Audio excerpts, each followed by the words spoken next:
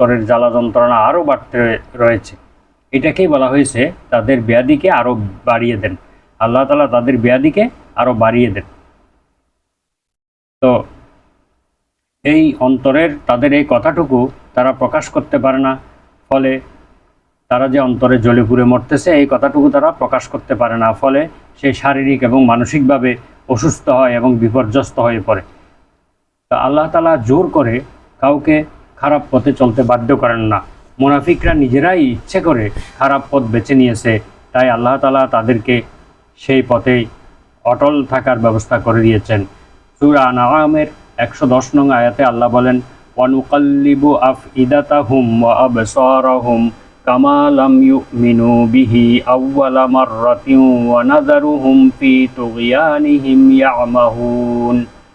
আমি তাদের অন্তঃকরণসমূহকে এবং দৃষ্টিসমূহকে পরিবর্তন করে দেব, পাল্টে দেব, যেভাবে তারা প্রথমবারে ঈমান আনয়ন করেনি। তাদের কাছে যখন প্রথমবার নবী এসেছিল, নবী এসে তাদের কাছে ইসলামের দাওয়াত দিয়েছিল, কোরআনের দাওয়াত দিয়েছিল, তখন তারা যখন প্রথমবারে প্রত্যাখ্যান করেছে, তখন আমি তাদের অন্তরসমূহকে এবং তাদের দৃষ্টিসমূহকে পাল্টে দিয়েছি, পরিবর্তন করে দিয়েছি। ওয়ানাযারুহুম ফি তুগয়ানিহিম, এবং তাদের সীমালঙ্ঘনমূলক কার্যক্রমের মধ্যে তাদেরকে ছেড়ে দিয়েছি, যাতে তারা কিংকর্তব্য বিমূঢ় হয়ে পড়ে, তারা যাতে দিশেহারা হয়ে পড়ে, কি করবে বা করবে না এই ব্যাপারে যেন তারা সিদ্ধান্তহীন অবস্থায় পড়ে যায়। এই জন্য আমি তাদেরকে ছেড়ে দিয়েছি। সূরা তাওবার 125 নম্বর আয়াতে আল্লাহ বলেন, ওয়াম্মাল্লাযীনা ফী কুলুবিহিম মারাদুন ফাযাদাতুহুম রিজসান ইলা রিজসিহিম ওয়া মাতু ওয়া হুম কাফিরুন।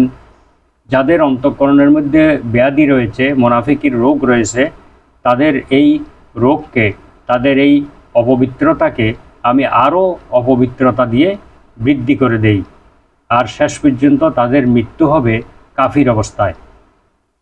এখানে রিজিসান ইলা রিজিসিহিম, অর্থাৎ এই যে মুনাফিকির রোগ অন্তরের মধ্যে লালন করা, এটাকে আল্লাহ তাআলা অপবিত্রতার সাথে তুলনা করেছেন।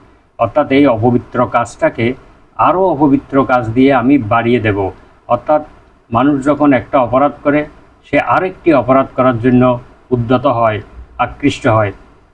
একটি অপরাধ আরেকটি অপরাধকে টানে, ঠিক তদ্রূপ একটি পুণ্য কাজ আরেকটি পুণ্য কাজকে আমন্ত্রণ জানায়।